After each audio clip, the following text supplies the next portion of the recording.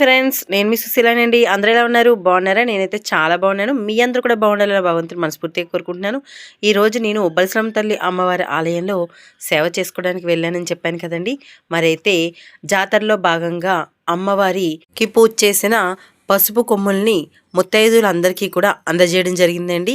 మరి ఇటువంటి పుణ్య కార్యక్రమంలో నేను కూడా పాలు పంచుకున్నాను.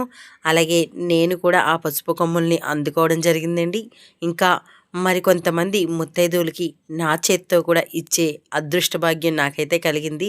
నిజంగా నేనైతే అసలు ఎక్స్పెక్ట్ చేయలేదు. ఈరోజు ఈ కార్యక్రమంలో నేను కూడా పాల్గొంటానని. తీసుకొని వచ్చేస్తాను అనుకున్నాను. ఎందుకంటే ఉదయాన్నే వెళ్ళాను కాబట్టి అంత టైం సరిపోదు అనుకున్నాను. కానీ ఇలా వస్తూ ఉంటే జనాలు ఎంతమంది అండి, వేలలో వచ్చారనుకోండి, మామూలుగా కాదు. ఎంతమంది ముత్తైదువులు వచ్చి ఈ యొక్క పసుపు కొమ్ములను తీసుకొని వెళ్ళారో. మరైతే ఆ యొక్క కార్యక్రమంలో నేను పాలుపంచుకున్నానన్నాను కదా, నా చేత్తో కూడా ఇవ్వడం జరిగిందండి.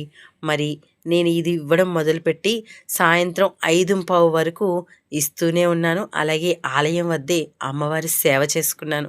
నిజంగా ఇటువంటి అదృష్ట భాగ్యం కలిగినందుకు నేనైతే చాలా అంటే చాలా సంతోషిస్తున్నాను.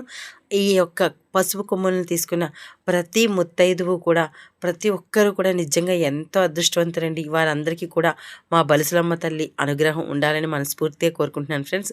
అలాగే వీలైనంత వరకు మా అమ్మవారిని దర్శించుకోవడానికి నలుమూలల నుంచి కూడా భక్తులు వస్తూ ఉన్నారు. మీరు కూడా వచ్చి దర్శించుకుంటారని మనస్ఫూర్తిగా కోరుకుంటున్నాను ఫ్రెండ్స్. నా వీడియో మొదటిసారి చూసినట్టయితే పక్కనున్న బెల్ సింబల్ నొక్కండి. మరింత మందికి చేరుతుంది. లైక్ చేయండి, షేర్ చేయండి, సబ్స్క్రైబ్ చేయండి. సేవ చెయ్యాలి అంటే మనం అనుకుంటే చెయ్యలేం. అమ్మవారి అనుగ్రహం ఉంటేనే చేయగలం.